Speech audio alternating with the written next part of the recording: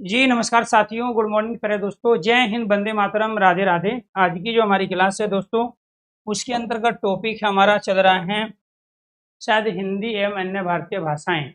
तो उसमें हम लिपि के बारे में, भाषा परिवार के बारे में बता रहे थे। और अभी मैं देख रहा था शायद पिछली जो क्लास है उसमें कुछ प्रॉब्लम थी, टेक्निकल प्रॉब्लम। ठीक है, वो आपकी शो हो रही है कि नहीं है, क्योंकि मैं टॉपिक देखना चाह रहा था कि हमने कहाँ तक वो टॉपिक पढ़ा दिया था।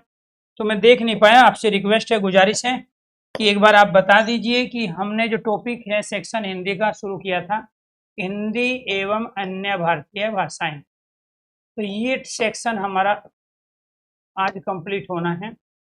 हिंदी एवं हिंदी एवं अन्य भारतीय भाषाएं। इसके अंतर्गत जहां तक मुझे याद है, फ्राइडे को जो आपकी क्लास हुई थी उसके बाद आज क्लास आपकी हो रही है। इसमें मैंने लिपि के बारे में आपको बताया, दूसरा भाषा परिवार के बारे में बताया, भाषा परिवार, और तीसरा भारतीय संविधान में हिंदी, भारतीय संविधान में, भारतीय संविधान में हिंदी। ये तीन सेक्शन हम इसमें देख चुके थे। क्लियर? मैं सही कह रहा हूँ? आज जो बारी है वो है हिंदी के उद्भव और विकास की। हिंदी का उद्भव व विकास, हिंदी का उद्भव और विकास।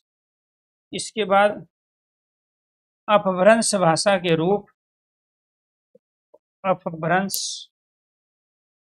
भाषा के रूप, अपभ्रंश भाषा के रूप।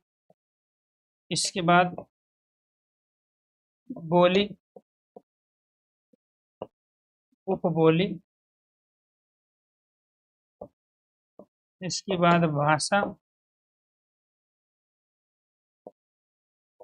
उपभाषा, भाषा उपभाषा, बोली व उपबोली के बारे में। क्लियर? और फिर मातृभाषा। क्लियर? ठीक है, थैंक यू, थैंक यू।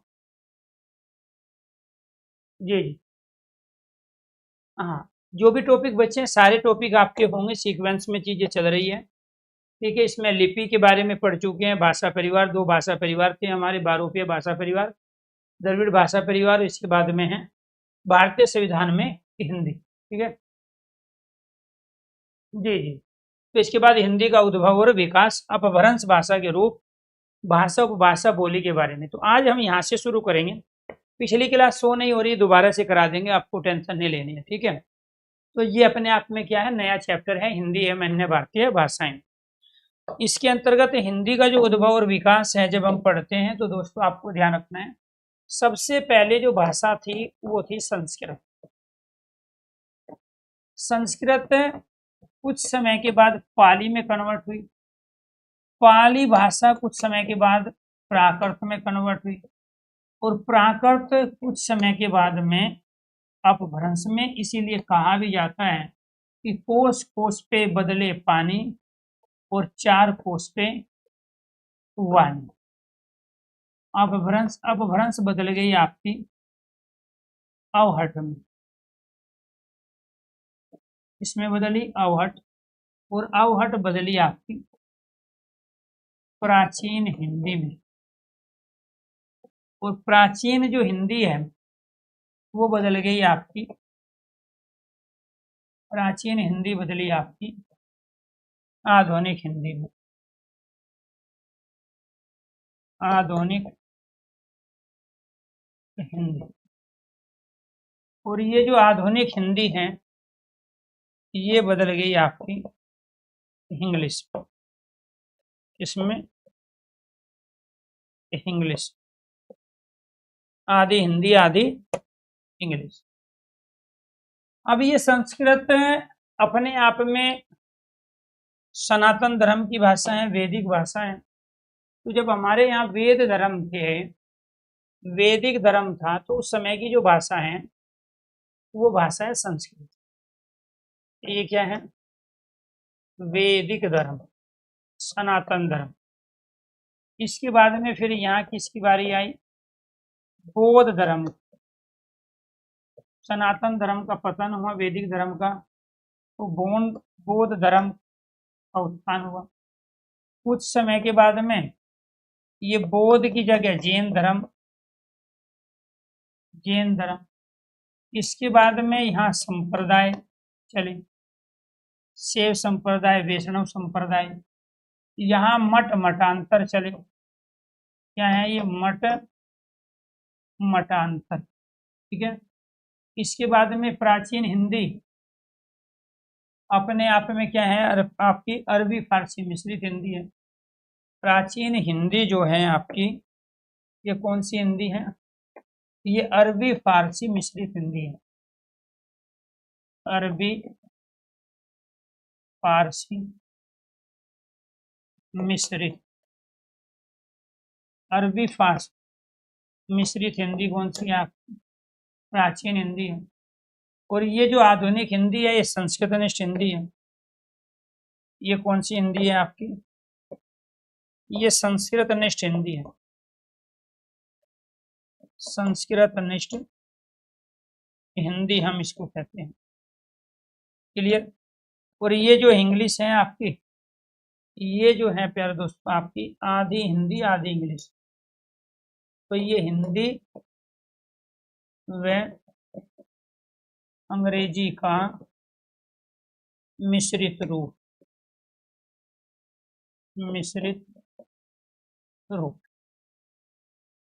अब वैदिक धर्म आज से 4000 साल पहले था। ये 500 ईसा पूर्व है बौद्ध धर्म। तो 4000 साल पहले तो फॉरेन वाले भी मानते। मैक्स मुलर जो जर्मनी के भाषा वैज्ञानिक हैं, उन्होंने तो ये स्वीकार किया कि 1500 ईसा मसीह के 1500 साल पहले के साक्ष्य मेरे पास। ठीक है, कि संस्कृत यहाँ पे व्यावहारिक भाषा थी, लिखित रूप में भी और मौखिक रूप में भी संस्कृत का प्रयोग भारत के अंतर्गत होता था। ये विदेशी नागरिक मैक्स मुलर जो कि भाषा वैज्ञानिक है जर्मन के, वो भी मानते हैं। हालांकि वो ज़्यादा पुराना इसलिए नहीं मानते कि फिर दिक्कत आएगी, संकट आ जाएगी। सारी सभ्यताओं का विकास भारत से हुआ है, भाषाओं का विकास भारत से हुआ, इसलिए संस्कृत को सभी भाषाओं की जननी भी कहा जाता है। तो अगर मेरी आवाज़ आप तक प्रॉपर पहुंच रही है, सब कुछ जो आप जो बोर्ड पे लिखा गया सब कुछ ठीक ठाक है, तो एक बार सारे स्टूडेंट ओके कीजिए, यस कीजिए। चलो करवा देंगे, आपको टेंशन नहीं लेनी है। देखो थोड़ा सा आप समय दोगे तो सारे टॉपिक आपके हो जाएंगे, आपकी परीक्षा से पहले यहीं पे होंगे। ठीक है जी। जी, वर्तनी को आप तब करो अभिषेक जब आप पहले वर्णमाला, उसके बाद संधि, फिर उपसर्ग पढ़ते हैं। ये 4 टॉपिक पढ़ दो, उसके बाद फिर वर्तनी करना। ठीक, क्योंकि वर्तनी की अपनी कोई थ्योरी नहीं होती है, उसको वो अपने आप में शब्दावली का पार्ट है, और उसी के आधार पर चीज़ों को लेके आपको आगे बढ़ना पड़ेगा।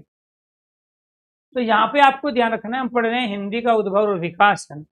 और इस हिंदी के उद्भव और विकास के अंतर्गत जो ये वैदिक धर्म था, यहाँ पर इसमें 2 भाषाएं थी। एक थी वैदिक संस्कृत, एक क्या थी? वैदिक संस्कृत। ठीक है जी। और दूसरी थी आपकी लौकिक संस्कृत, लौकिक संस्कृत। अब जो वैदिक संस्कृत थी ये मंत्रों में प्रयुक्त हुई, इसमें प्रयुक्त हुई मंत्रों में, मंत्र वाली। और जो लौकिक संस्कृत है वो श्लोक में प्रयोग हुई। वैदिक संस्कृत में वेद लिखे गए, जिसमें ऋग्वेद, सामवेद, यजुर्वेद, अथर्ववेद है, वेदांग है। लौकिक संस्कृत में रामायण और महाभारत लिखे गए। तो यहाँ आपको ध्यान रखना है, तो ऋग्वेद, यजुर्वेद, सामवेद, अथर्ववेद, वेदांग है, इसके बाद ब्राह्मण ग्रंथ है, आरण्य ग्रंथ है, उपनिषद है। उन सब की जो भाषा थी वो वैदिक संस्कृत थी, जो कि मंत्रों के रूप में थी। जैसे गायत्री मंत्र है, ओम भूर्भुवः स्वः तत्सवितुर्वरेण्यं भर्गो देवस्य धीमहि धियो न प्रचोदयात्, ये मंत्र है। और तमेव माता च तमेव पिता तमेव बंधु च सखा तमेव, ये श्लोक है। तो मंत्र और श्लोक में अंतर क्या है कि वैदिक संस्कृत में मंत्रों का प्रयोग कर रहे थे, लौकिक संस्कृत के रूप में हम श्लोकों का प्रयोग करें। रामायण के अंतर्गत 24,000 श्लोक हैं और महाभारत के अंदर 1,00,000 श्लोक। तो दुनिया का सबसे प्राचीन ग्रंथ माना जाता है ऋग्वेद, और दुनिया का सबसे बड़ा ग्रंथ माना जाता है प्यारे दोस्तों महाभारत, जिसके अंदर 1,00,000 श्लोक है, जिसके 3 भाग थे, जय, भारत और महाभारत। तो सबसे पहले जय आया, फिर भारत आया, फिर उसके बाद महाभारत लिखा गया, जो कि वेद व्यास के द्वारा उन तमाम श्लोकों का संकलन यहाँ पे किया गया है। तो आपको ये ध्यान रखना है, वो बेसिक क्वेश्चन भी जीएस के अंदर, हिंदी के अंदर यहाँ से पूछ लेगा, ठीक है, कि अपने आप में जो वेद थे उनकी भाषा क्या थी। उनकी भाषा थी मंत्रों वाली, ठीक है, उनकी भाषा थी वैदिक भाषा। और जो रामायण महाभारत है उसमें कौन सी संस्कृत का प्रयोग किया, लौकिक संस्कृत। तो वैदिक संस्कृत मंत्रों वाली, लौकिक संस्कृत श्लोकों वाले। और ये मैक्स मूलर के अनुसार 15 ईसा मसीह के 1500 वर्ष पहले की अपने आप में भाषा रही है। हमारे अनुसार जो हमारे भाषा वैज्ञानिक रहे हैं भारत के, उन्होंने 4000 साल पहले के सबूत दिखाए लोगों को, लेकिन सबूत को कोई मानने को तैयार ही नहीं होता, क्योंकि अगर मान लेंगे तो फिर ये मानना पड़ेगा कि भारत ही विश्व गुरु है और भारत से ही लोगों ने सारी चीजों को लिया है। इसके बाद बौद्ध धर्म 500 ईसा पूर्व आया। बौद्ध धर्म की अपने आप में जो भाषा है यार दोस्तों, वो क्या थी, पाली थी। त्रिपिटक जो धार्मिक ग्रंथ लिखा गया, तो किस में लिखा गया, वो त्रिपिटक, वो बौद्ध धर्म का धार्मिक ग्रंथ है जो पाली भाषा में लिखा गया। जैन धर्म के अंतर्गत आपको ये ध्यान रखना है कि यहाँ पे बहुत सारी दंतक कथाएं हैं। क्या है, दंतक कथा। उन दंतक कथा में, क्योंकि ये तो अपने आप में बौद्ध और जैन नास्तिक दर्शन है, यहाँ तो भगवान थे ही नहीं, लेकिन भगवान के रूप में यहाँ अवतार हुए हैं, तो उनको दंतक कथाओं में बताया गया। क्योंकि जैन धर्म के अंतर्गत ये जो है हमने प्राकृत भाषा में इन दंतक कथाओं को रखा है। यहाँ पे शैव संप्रदाय और वैष्णव संप्रदाय की अपने आप में प्रधानता थी। कुछ मुख्य देव के रूप में जो है भगवान शिव की उपासना कर रहे थे, जैसे उत्तर भारत के अंतर्गत शैव संप्रदाय, और दक्षिण भारत के अंदर वैष्णव संप्रदाय था, वो अभी भी है वैष्णव संप्रदाय। तो दक्षिण भारत के अंदर जो प्रमुख देवता वो भी भगवान विष्णु थे, और उत्तर भारत के अंतर्गत जो प्रमुख देवता वो भगवान शिव थे। हालांकि भगवान शिव की उपासना वहां भी होती है, लेकिन वहां ज्यादातर आपको ध्यान रखना है, भगवान शिव की उपासना वहां भी होती है, लेकिन वहां ज्यादातर आपको ध्यान रखना है प्रमुख देवता के रूप में विष्णु को ही माना गया, इसीलिए उसके मंदिर भी ज्यादा है। तो संप्रदाय मतलब वाद, विचारधारा। तो हमारे यहाँ बहुत सारे क्या हुए, देवी देवता है, जहाँ यहाँ हम एक देवी देवता का उपासना कर रहे थे, यहाँ ये मान ही नहीं रहे थे किसी को भगवान, ये नास्तिक दर्शन थे। तो अपभ्रंश का जो समय था वो अपने आप में संप्रदायों का समय था, ठीक है। इसके बाद संप्रदाय के बाद मठमठांतर हुए, फिर लोगों के अनुयायी बनने लगे। जो शिष्य होते थे, अनुयायी होते थे, वो किसी एक व्यक्ति में आस्था रखने लगे, वो अपने को भगवान का अवतार घोषित करने की कोशिश में थे, वो थे मठमठांतर, जिसमें आसाराम बापू, राम रहीम की तरह के बहुत सारे मठमठांतर उस समय चले। मैं फिलहाल को इस कंडीशन में रखना चाहता हूँ जैसे आपके सामने जो चीज चल रही है। अब हमारे प्रमुख देवी देवता हैं बहुत सारे, हम उनकी उपासना करते हैं, जो भी हमारे इष्ट देवी देवता हैं। लेकिन उसके अलावा भी आप देख रहे होंगे बहुत सारे लोग, राधा स्वामी सत्संग व्यास हैं, राम रहीम है, इसके साथ आसाराम बापू है, एनीथिंग, और भी बहुत सारे निरंकारी हैं, तो उनके भी अपने आप अनुयायी होते हैं। तो वो जो समय था वो अपने आप में अवहट का समय था, मठमठांतरों का समय था, जब हम परमात्मा को अपना इष्ट देवी देवता ना मान के किसी एक व्यक्ति का अनुयायी अपने आप को बना ले और किसी एक विचारधारा से अपने को समर्पित कर ले हम। इसके बाद यहाँ पर मुस्लिम शासन आया, बाहर से लोग आए और उन्होंने आक्रमण किया, तहस-नहस किया, धर्म को भ्रष्ट करने की कोशिश की गई। और वो जो समय था वो अरबी फारसी मिश्रित हिंदी का समय था, और यहाँ जो प्राचीन हिंदी है वो उस समय की हिंदी है जब यहाँ मुस्लिम शासन काल था। अपने आप में उर्दू का प्रचलन था, लेकिन जैसे जैसे प्यारे दोस्तों उर्दू से छुटकारा मिला तो जो प्राचीन हिंदी थी उसमें हम संस्कृत के तत्सम शब्दों के स्थान पर अरबी फारसी शब्दों का प्रयोग कर रहे थे। फिर धीरे धीरे 1000 ईस्वी के आसपास का जो समय रहा वो हमारा प्राचीन हिंदी, फिर इसके बाद आधुनिक हिंदी जो आज हम प्रयोग कर रहे हैं। आज हम अरबी फारसी शब्दों की जगह हिंदी के अंदर संस्कृत के तत्सम शब्दों का प्रयोग ज्यादा करते हैं। कुछ समय के बाद में आपको ध्यान रखना है, इस संस्कृत के तत्सम शब्दों के स्थान पे हम अंग्रेजी के शब्दों का प्रयोग यहाँ पे करने लगे। तो यानी कि ये जो समय है इंग्लिश वाला, ये आप जब आप दादाजी बनोगे, ठीक है, जब आप दादी बनोगे, तब ये उस समय आपके पोता पोती हो जाएंगे, 2060-70 के आसपास का जो समय होगा, तो 2060-70 के आसपास का समय आपका इंग्लिश का होगा। अभी कौन सा चल रहा है? आधुनिक हिंदी। उसमें क्या कर रहे हो आप? संस्कृत के तत्सम शब्दों का प्रयोग कर रहे हो हिंदी के शब्दों के साथ में, ठीक है। तो ये था जी आपका यहाँ पे भाषाओं का विकास किस तरीके से चला। इसमें से सीक्वेंस दे के वो आपसे जरूर पूछेगा, ठीक है। इसमें से कोई भी चार दे देगा तो इनका सही सीक्वेंस क्या है? सबसे पहले संस्कृत, संस्कृत से पाली, पाली से प्राकृत, फिर अपभ्रंश, फिर अवट, फिर प्राचीन हिंदी, फिर आधुनिक हिंदी, और फिर इसके बाद में इंग्लिश। आपका समय आ गया ये, ठीक है। तो इसमें से पूछ लेगा जी त्रिपिटक की भाषा बताओ, बौद्ध धर्म की भाषा बताओ, जैन धर्म की भाषा बताओ, दंतक कथाएं किस भाषा में लिखी गई? प्राकृत में, त्रिपिटक बौद्ध धर्म में, ठीक है। वेद किस में लिखे गए? वैदिक संस्कृत में। रामायण महाभारत किस में लिखे गए? लौकिक संस्कृत में। सबसे पहली भाषा है तो हिंदी की जननी यही भाषा कहलाती है। तो हिंदी का जो जन्म हुआ वो इसी भाषा से हुआ, तो हिंदी की जननी। तो ये क्या कहलाई? सभी भाषाओं की जननी, उसमें से हिंदी की भी जननी कहलाई। अपभ्रंश को क्या कहा गया? अपभ्रंश से हिंदी का विकास हुआ। तो हिंदी का जो विकास है, हिंदी का विकास, तो हिंदी के पालने पोषने में, हिंदी को विकसित करने में सबसे बड़ा योगदान जो दिया वो दिया अपभ्रंश ने। किसने दिया? अपभ्रंश।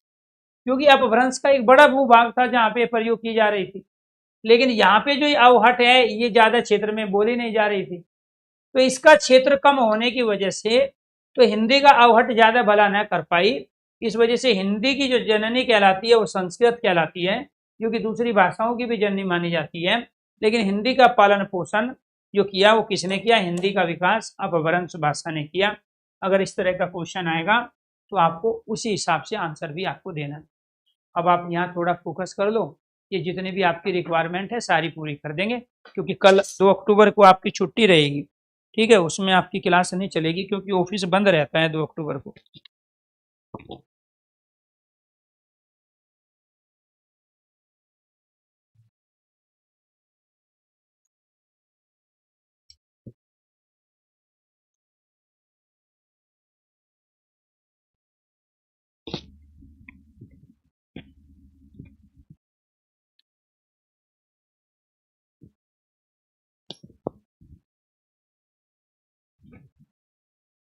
तो यहाँ तक क्लियर है सभी को?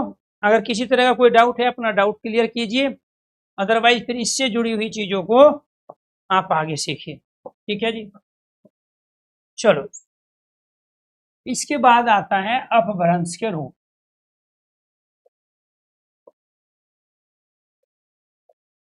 अपभ्रंश के 4 रूप, ठीक है। हिंदी का विकास इन्हीं 4 रूप से हुआ जी। अब कोई आपसे पूछने लगे कि हिंदी का पालन पोषण कहाँ से हुआ, तो अपभ्रंश से हुआ। कोई पूछ ले हिंदी की जो चाची है, हिंदी की ताई है, हिंदी की बड़ी बहन, वो अपभ्रंश भाषा मानी जाती है। तो इसमें से एक है आपका शोर सैनिक अपभ्रंश। क्या है जी? शोर सैनिक अपभ्रंश है जी आपका, ये आपको ध्यान रखना है। दूसरा जो है आपका अर्धमागधी अपभ्रंश है। अर्धमागधी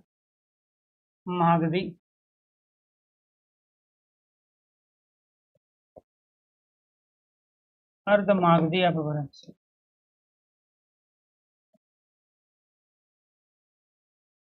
अर्धमागधी अपभ्रंश। तीसरा जो है वो है मागधी अपभ्रंश। तीसरा क्या है? मागधी अपभ्रंश है। और चौथा है नागर व पेशाची, नागर व पेशाची अपभ्रंश।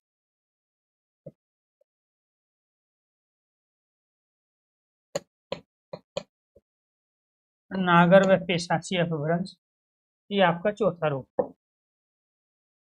इसके अंतर्गत जो है हमारी कुछ उपभाषाएं हैं, ठीक है, और वो जो उपभाषाएं हैं वो भी 5, और इन 5 उपभाषाओं में शोरसैनी अपभ्रंश से एक हमारी पश्चिमी हिंदी निकली, ये उपभाषा है। और कुछ लोग मानते हैं कि जो राजस्थानी हिंदी है,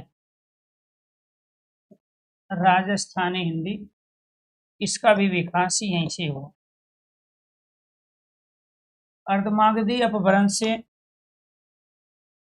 पूर्वी हिंदी का विकास हुआ। मागधी अपभ्रंश से बिहारी हिंदी का विकास हुआ, बिहारी हिंदी। और नागर और पेशाची से पहाड़ी हिंदी का विकास हुआ। अलग अलग विद्वानों के इस पर अलग अलग मत, ये आपको ध्यान रखना। तो भाषा वैज्ञानिक के आधार पर ही हम इस टॉपिक को कंप्लीट करते हैं। इसमें व्याकरण शास्त्रियों का कोई रोल ही नहीं है, क्योंकि हिंदी एवं अन्य भारतीय भाषाएं हैं, तो यहाँ काम कौन करेगा? भाषा वैज्ञानिक जी। तो ये पश्चिमी हिंदी, राजस्थानी हिंदी, पूर्वी हिंदी, बिहारी हिंदी, पहाड़ी हिंदी, 5 हमारी उपभाषाएं हैं जिनसे हमारी हिंदी भाषा बनी है। लेकिन इस हिंदी भाषा से पहले हमारे इस देश के अंदर शोरसैनी का प्रयोग, अर्धमागधी, मागधी और नागर पेशाची का प्रयोग अलग अलग क्षेत्र में हो रहा था। जिसका जितना बड़ा क्षेत्र था उससे उसी तरह की हमारी उपभाषा विकसित हुई। तो वो इनको दे के आपसे ये पूछ लेगा, इनको दे के आपसे ये पूछेगा। ये आपको ध्यान रखना है कि कौन से रूप हैं अपभ्रंश के जिसने हिंदी का भला किया, हिंदी का विकास किया, ठीक है। वो 4 रूप है, उनमें से शोरसैनी, अर्धमागधी, मागधी, नागर और पेशाची आता है, और इनसे 5 ही हमारी उपभाषाएं निकलती है। इसके बाद में फिर यहाँ से जो क्वेश्चंस बनेंगे आपके, वो बनेंगे ये वाले। आपने सबसे पहले भाषा का प्रयोग किया, और वो होता है देश। इसमें होता है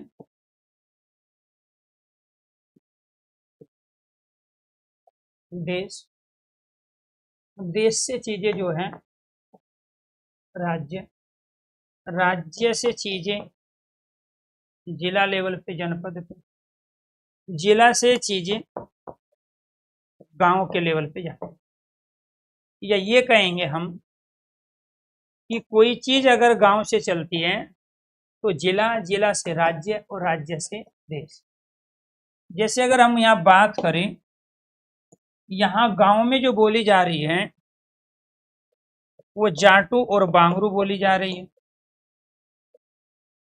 जिला के लेवल पे यहाँ हरियाणा में सभी जगह हरियाणवी बोली जा रही है, और राज्य के लेवल पे ये पश्चिमी हिंदी के अंतर्गत आती है, और यहाँ पे देश में जो है ये हमारी हिंदी बोली जा रही है। ये क्या है? हिंदी। अब इसको हम क्या कहते हैं? इसको कहते हैं दोस्तों हम भाषा। ये क्या है? ये है उपभाषा। ये क्या है? ये है बोली। और ये क्या है? ये है उपबोली। ये क्या है? उपबोली। इसीलिए उपबोली का विकसित रूप बोली है, बोली का विकसित रूप उपभाषा है, और उपभाषा से भाषा विकसित होती है। तो हम ये कहेंगे उपबोली का विकसित रूप बोल। यहाँ पे हमें लिखना पड़ेगा, ठीक है। या भाषा का कि पहले तो ऊपर से लिख लेते हैं, भाषा का, भाषा का क्षेत्रीय रूप, ठीक है जी। ये क्वेश्चन बनेंगे आपके, ध्यान रखना है। इसके बाद उपभाषा का क्षेत्रीय रूप और फिर बोली का क्षेत्रीय रूप और फिर आपसे पूछा जाएगा उपबोली का विकसित रूप। उपबोली का विकसित रूप। फिर यहाँ बोली का उपबोली का विकसित रूप, बोली का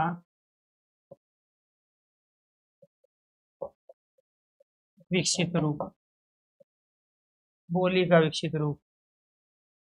फिर उपभाषा का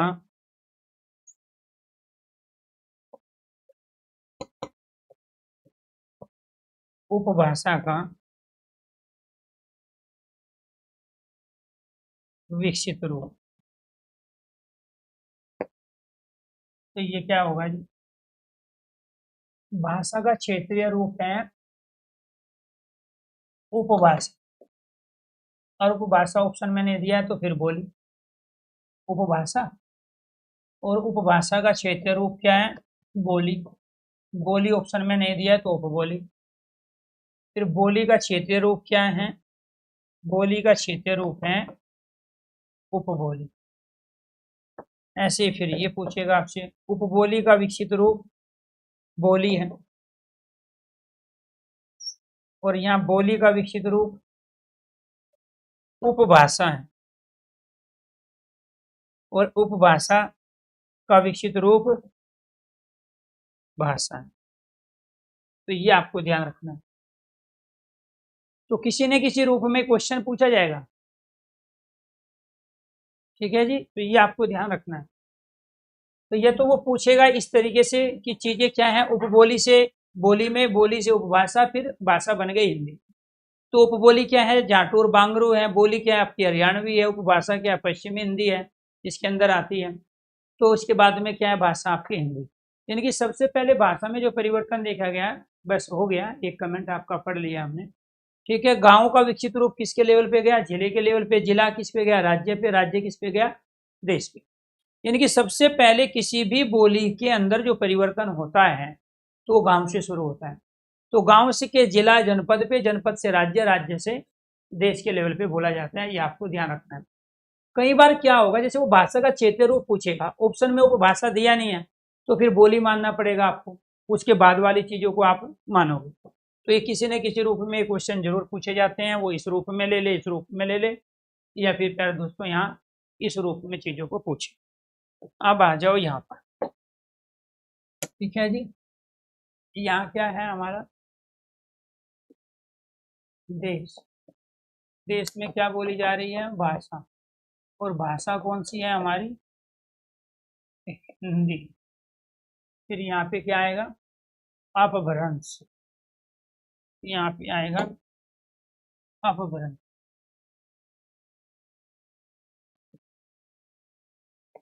अपभ्रंश के रूप। अपभ्रंश के रूप।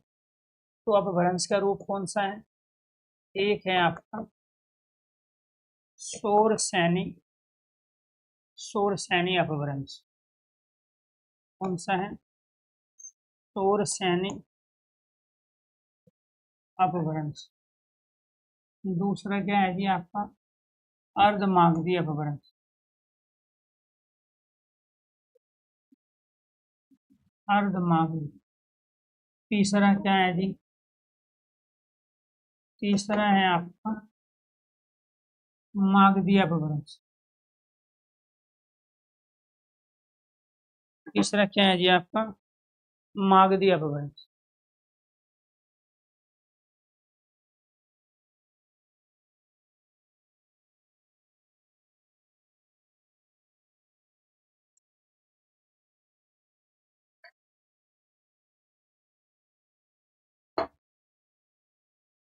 जी जी। गौतम जी सर तो आपने गलत लगा दिया, पहले जो कमेंट कर रहे थे ना उसी तरह से करते आप, ठीक है। बाद में सर तो आपने गलत जोड़ दिया। तो यहाँ क्या है जी, आपका आ गया अर्ध, ये क्या हो गया आपका अर्ध मागधी, फिर मागधी, और इसके बाद फिर यहाँ आ गया आपका नागर व पेशाची अकबर। अब यहाँ से इस शूरसेनी अपभ्रंश से जो हमारी उपभाषा है,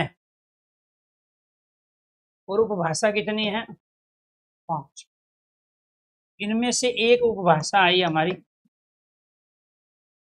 पश्चिमी हिंदी। क्या है जी, पश्चिमी हिंदी। इससे जो निकली है वो कौन सी है जी, हमारी पूर्वी हिंदी। इससे क्या आ गया आपका पूर्वी हिंदी। इससे क्या आ गया जी आपकी तीसरी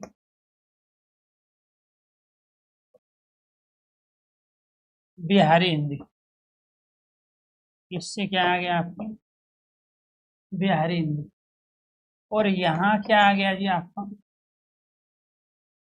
कुछ लोगों के अनुसार राजस्थानी जो है, नागर पेशाची के शब्द मिलते हैं राजस्थानी में, तो इससे मानते हैं।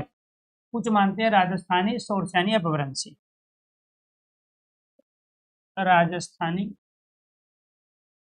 हिंदी।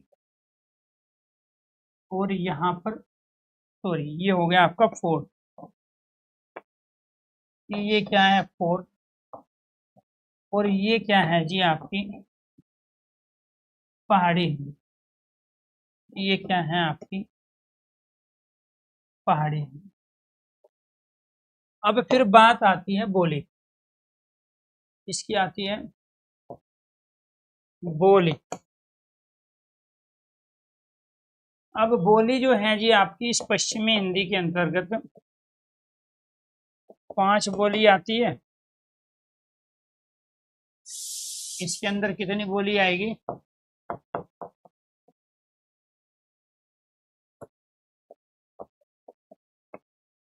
5 बोली। इस पूर्वी हिंदी के अंतर्गत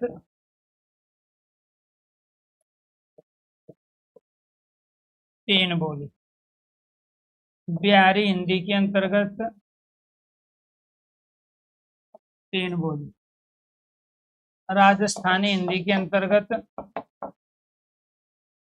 4 बोली, पहाड़ी हिंदी के अंतर्गत 2 बोली। और ये कौन कौन सी बोली है, ये बोली है जी आपकी, इसके अंतर्गत आ गई आपकी खड़ी बोली,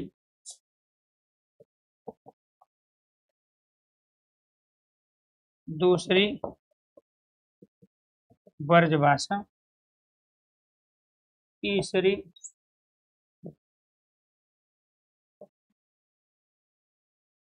कन्नौजी, चौथी बुंदेली, और 5वीं हरियाणवी। ऐसे ही पूर्वी हिंदी के अंतर्गत जो 3 बोली आती है, उसमें पहली है हमारी अवधी, दूसरी बघेली, और तीसरी है छत्तीसगढ़। ऐसे ही बिहारी हिंदी के अंतर्गत एक है जी आपकी भोजपुरी, दूसरी मगही, और तीसरी है मैथिली।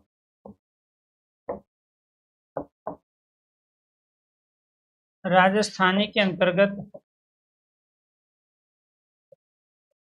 मारवाड़ी, दूसरी जयपुरी, तीसरी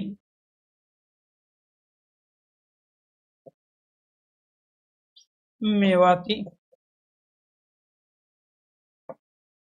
और चौथी है मालवी।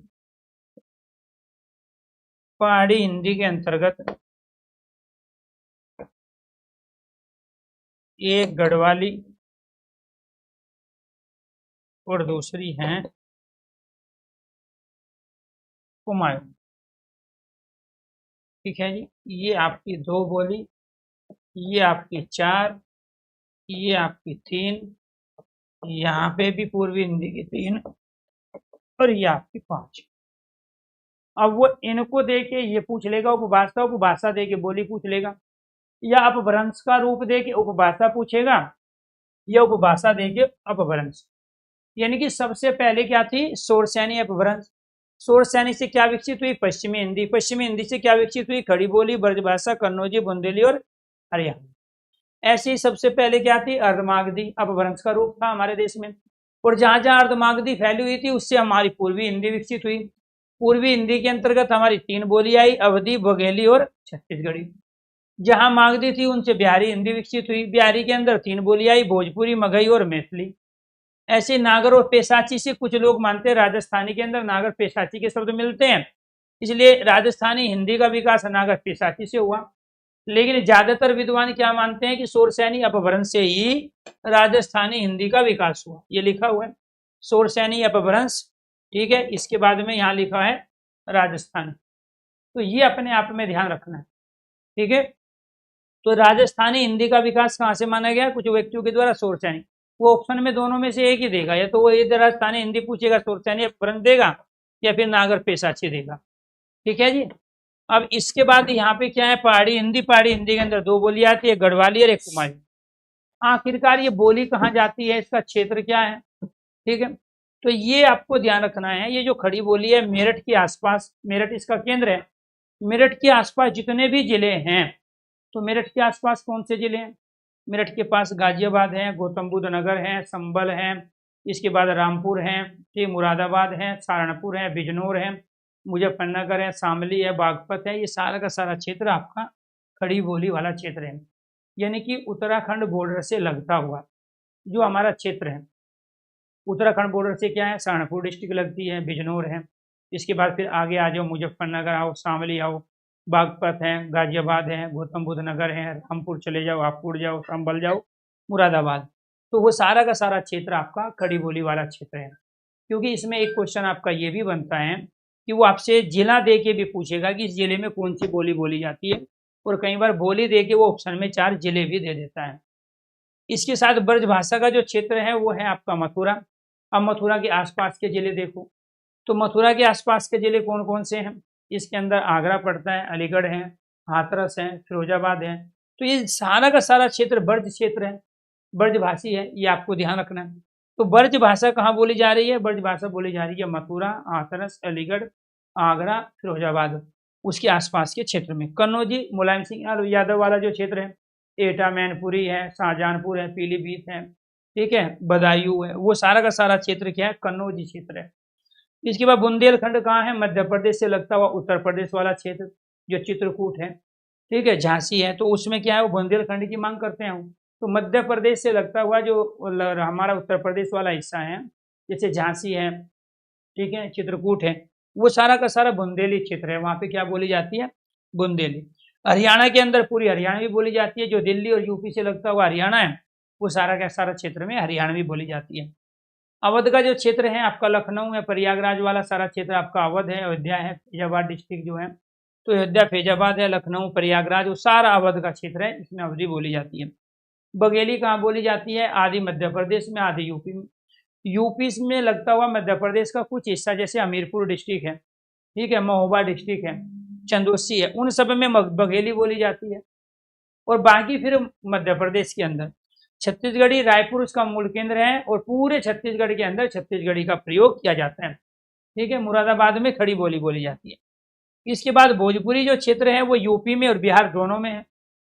तो भोजपुरी कहाँ बोली जाती है, बिहार से लगता हो उत्तर प्रदेश का जो क्षेत्र है उसमें बोली जाती है। तो बिहार से लगता हुआ उत्तर प्रदेश का क्षेत्र कौन सा? योगी आदित्यनाथ वाला क्षेत्र।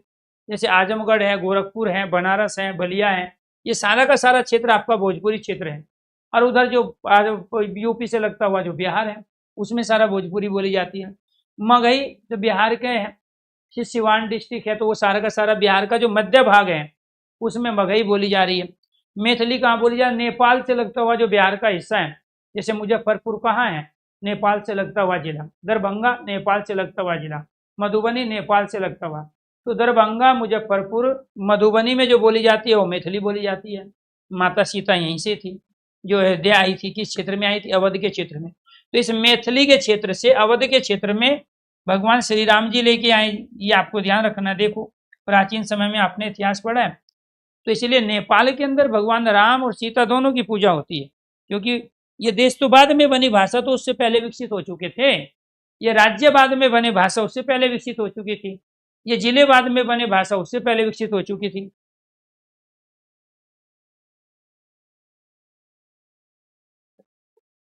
आपने देखा होगा छत्तीसगढ़, झारखंड, उत्तराखंड सब आपके आगे अलग हुए। तो यानी कि राज्य, जिले, देश बाद में बने, भाषा पहले विकसित हुई।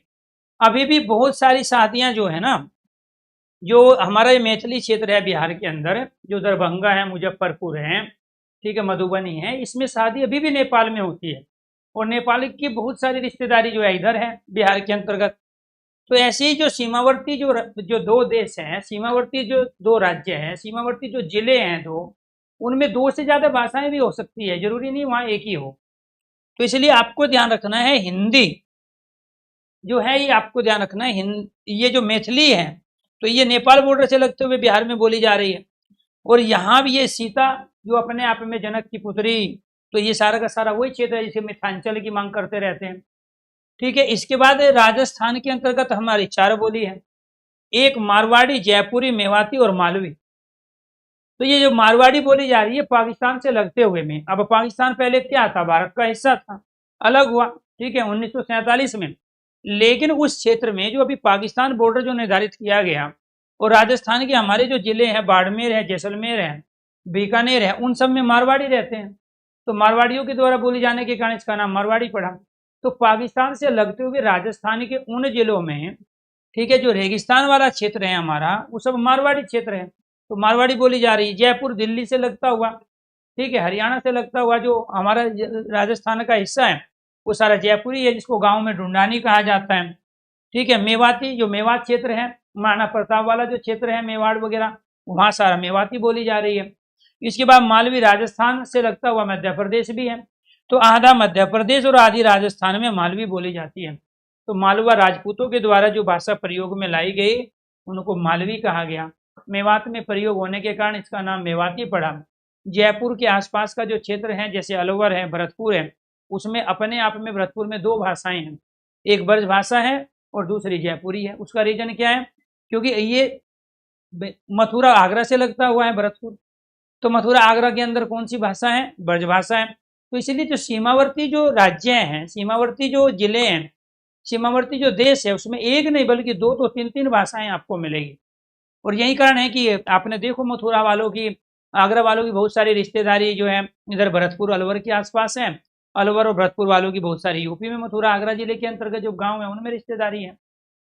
तो यानी कि ये राज्य, ये जिले बाद में बने थे, ठीक है, भाषाएं उनसे पहले विकसित हो चुकी थी और उस बड़े भूभाग पर बोली जा रही थी, ठीक है, जो जिस एरिया में आता था।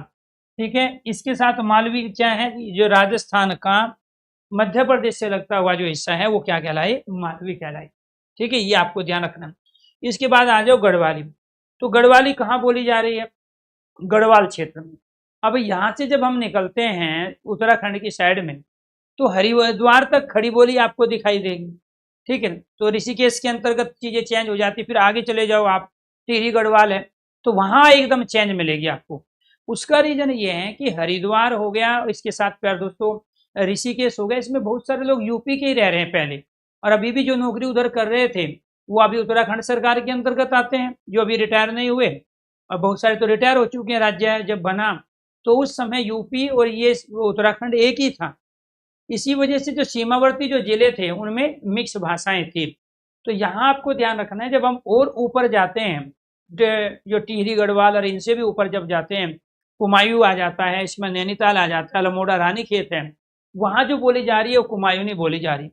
तो कुमायूं, नैनीताल, अल्मोड़ा, रानीखेत के अंतर्गत जो पहाड़ी एरिया है, पहाड़ी एरिया ऊपर का, उसमें कुमायूं है। लेकिन जो पठार वाला क्षेत्र, मैदानी क्षेत्र से ऊपर, मैदानी क्षेत्र क्या आपके सहारनपुर, बिजनौर से होके आप जाओगे उत्तराखंड, तो ये मैदानी क्षेत्र में आता है। लेकिन इससे थोड़ा सा आप ऊपर चलते हो, हरिद्वार, ऋषिकेश, टिहरी, ये सारे के सारे क्या हैं आपके पहाड़ी क्षेत्र आ जाते हैं। वो सब क्या कहलाए अपने आप में, वहां पे गढ़वाली बोली जा रही है। कौन सी बोली जा रही है? गढ़वाली। तो ये क्या है आपकी कुमायूं, गढ़वाली, ये सब क्या है आपके यहाँ पे पहाड़ी हिंदी। ठीक है, तो इसके अंतर्गत आपसे ये पूछा जाएगा कि पश्चिमी हिंदी के अंदर कौन सी बोली है, पूर्वी हिंदी के अंदर कौन सी निम्नलिखित में से नहीं है। इन तीन को छोड़ के इनमें से जो भी आ जाए वो पूर्वी हिंदी के अंदर नहीं आएगा। बिहारी हिंदी की बोली बताइए कौन सी इन तीन में से जो आएगी वो होगी। इन तीन को छोड़ के जो भी है वो बिहारी हिंदी के अंतर्गत नहीं आएंगे। यानी कि वो बोली दे के आपसे उपभाषा पूछ सकता है, वो भाषा दे के बोली पूछ सकता है।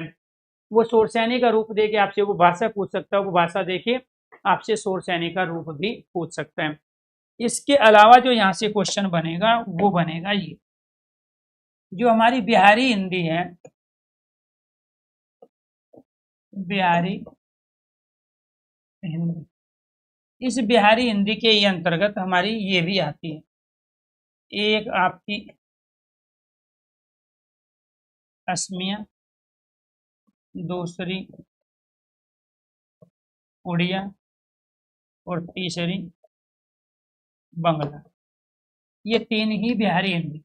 अब ये असमिया, उड़िया, बांग्ला, आप पश्चिम बंगाल देखो, सबसे ज्यादा लोग कौन गए? बिहार के गए। क्यों? क्योंकि दिल्ली उनको दूर पड़ता है, पश्चिम बंगाल नजदीक पड़ता है। तो यानी कि बिहारी जो हिंदी थी ये केवल बिहार तक सीमित नहीं थी, ये पश्चिम बंगाल, उड़ीसा और असमिया तक फैली थी। इसलिए बिहारी हिंदी से ही असमिया, उड़िया और बांग्ला जो पश्चिम बंगाल में बोली जा रही है। तो असमिया कहाँ बोली जाती है? असमिया असम में बोली जा रही है। असमिया कहाँ बोली जा रही है? असम में। उड़िया कहाँ बोली जा रही है? उड़ीसा में। और बांग्ला कहाँ बोली जा रही है आपकी? पश्चिम बंगाल में। कहाँ बोली जा रही है? पश्चिम बंगाल। क्लियर? और ये कहाँ से विकसित हुई? बिहारी हिंदी से विकसित हुई।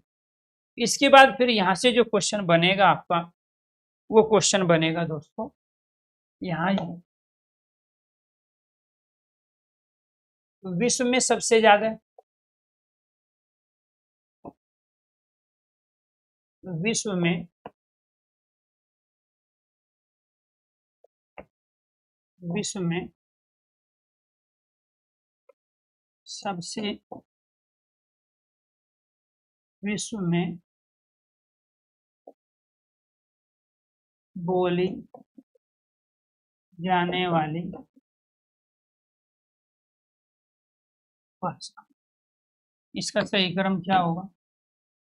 सबसे पहला नंबर चीनी का, दूसरा हिंदी। तो दूसरा क्वेश्चन क्या बने? विश्व में सबसे अधिक, विश्व में सबसे अधिक, विश्व में सबसे अधिक बोली जाने वाली बोली, विश्व में सबसे अधिक बोली जाने वाली बोली, विश्व में सबसे अधिक बोली जाने वाली बोली क्या है जी? पहला नंबर भोजपुरी का, दूसरा नंबर खड़ी बोली, तीसरा नंबर अवधी। इसके बाद फिर भारत में बोली जाने वाली, भारत में बोली जाने वाली भाषा, भारत में बोली जाने वाली भाषा, पहला नंबर हिंदी का, दूसरा नंबर बंगाली, तीसरा तमिल, चौथा तेलुगु। ठीक है जी। भारत में बोली जाने वाली बोली, भारत में सबसे अधिक, भारत में सबसे अधिक बोली जाने वाली, भारत में सबसे अधिक बोली जाने वाली बोली, पहला नंबर भोजपुरी, दूसरा नंबर खड़ी बोली। ठीक है जी, ये आपको ध्यान रखना है। तीसरा अवधि, चौथा ब्रजभाषा। ठीक है, ये भाषा थी, ये बोली है, ये आपको ध्यान रखना है। यहाँ किसको पूछ रहा है? बोली को। यहाँ किसको पूछ रहा है? भाषा को। यहाँ किसको पूछ रहा है? बोली को। यहाँ किसको पूछ रहा है? वो भाषा। तो बोली में तो ये आएगा, भाषा में ये आएगा हिंदी, बंगाली, तमिल, तेलुगु। तो सबसे ज्यादा भारत में बोली जो बोली है भोजपुरी। क्यों? आधी यूपी में और आधी बिहार के अंदर। ये आपको ध्यान रखना है, भोजपुरी बोले जाने वाले लोगों की संख्या सबसे ज्यादा है। ठीक है जी। इसके बाद प्यारे दोस्तों, फिर यहाँ पर क्या क्वेश्चंस बनेंगे आप, यहाँ क्वेश्चन बनेंगे आपके मातृभाषा। ठीक है, मदर लैंग्वेज, बच्चे की, ये तो कहेंगे हम मातृभाषा, प्राथमिक स्तर की भाषा, जिसमें आपने प्राइमरी एजुकेशन ली, प्राथमिक स्तर की भाषा। ठीक है, घर की भाषा, परिवार वह घर की भाषा क्या है आपकी? मातृभाषा। दूसरा क्या है जी आपका? यहाँ पे मानक भाषा, मानक भाषा का आदर्श रूप, भाषा का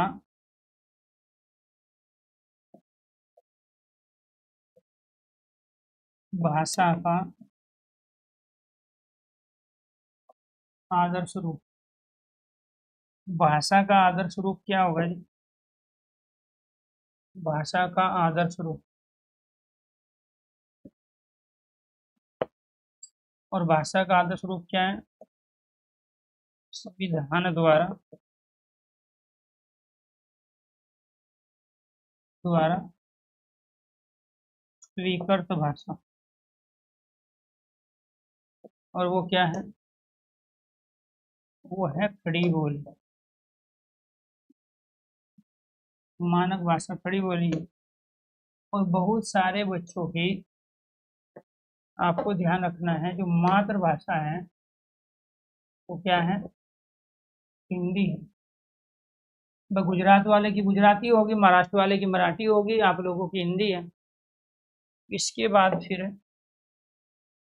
यहाँ तीसरा त्रिभाषा। त्रिभाषा में एक राष्ट्रीय भाषा आएगी, दूसरी अंतर्राष्ट्रीय भाषा आएगी। क्या आएगी? दूसरी अंतर्राष्ट्रीय भाषा आएगी, और तीसरी आएगी राष्ट्रीय भाषा, अंतर्राष्ट्रीय भाषा, तीसरी आएगी प्रांतीय भाषा। प्रांतीय भाषा। अब आप ये भी कह सकते हो, राष्ट्रीय भाषा के रूप में आपने हिंदी पढ़ी, अंतर्राष्ट्रीय भाषा के रूप में आपने अंग्रेजी पढ़ ली, प्रांतीय भाषा के रूप में आपने संस्कृत।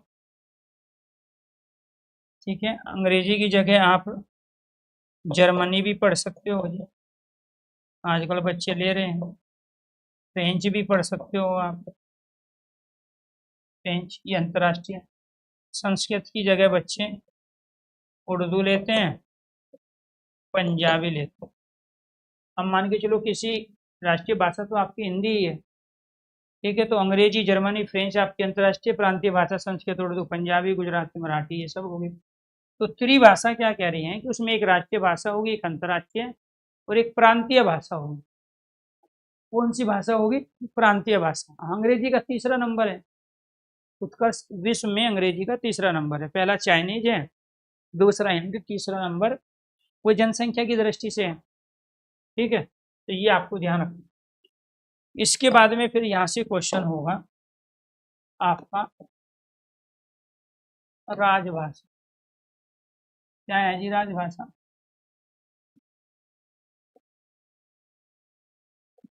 सरकारी कार्यालय की भाषा, प्रशासन की भाषा, प्रशासन के काम काज की भाषा, संविधान द्वारा स्वीकृत, संविधान द्वारा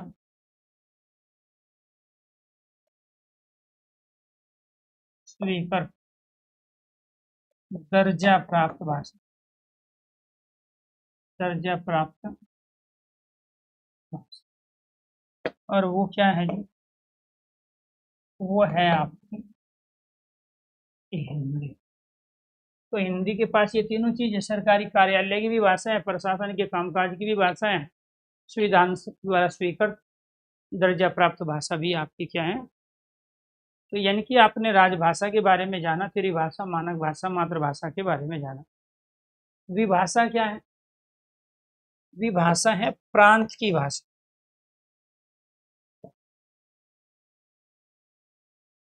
जो भाषा से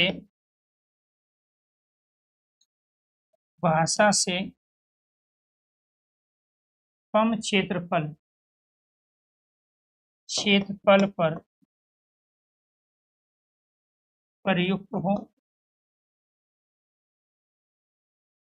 जो बोली से अधिक क्षेत्रफल पर प्रयोग में लाई जाए, वो क्या है? विभाषा। वो क्या है? विभाषा। ठीक है। प्रांतीय भाषा, जो किसी प्रांत में बोली जाए या प्रयुक्त हो, वो क्या कहलाते हैं? विभाषा कहलाते हैं। उपभाषा के बारे में आपको बता दिया है। तो ये हो गए जी आपके वे तमाम क्वेश्चन जिनसे आपकी भाषा बोली के क्वेश्चन पूछे जाते हैं। लास्ट क्वेश्चन, उत्तर प्रदेश में बोली जाने वाली बोली का सही कर्ण। तो उत्तर प्रदेश में सबसे ज्यादा क्या बोली जा रही है? खड़ी बोली। क्या बोली जा रही है?